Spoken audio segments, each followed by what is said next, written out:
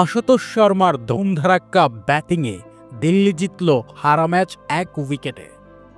লখনৌর দেওয়া 209 রানের টার্গেট দিল্লি 1 উইকেটে জিতে নিলেন এবং দিল্লির যখন 3 উইকেটে 7 রান ছিল সেখান থেকে একটা সময় দিল্লিও ভেবেছিল এই ম্যাচটা হয়তো তারাও জয় করতে পারবে না, কিন্তু ডাকআউটে বসা আশুতোষ শর্মা সেটা মানতে নারাজ।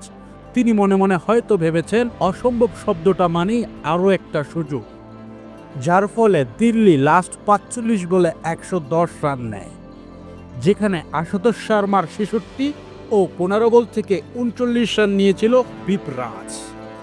এ দুজনের কবলতেই দিল্লি জয়ের আসনে বসতে পেরেছে এই ম্যাচে। লখনৌরও অনেক সুযোগ ছিল, কিন্তু তারা কাজে লাগাতে পারেনি। তাদের মুখ থেকে ম্যাচ ছিনিয়ে এনেছে আশুতোষ শর্মা। ক্রিকেটে যে অসম্ভব কিছু নেই সেটা আশুতোষ শর্মা আবারও প্রমাণ করলেন।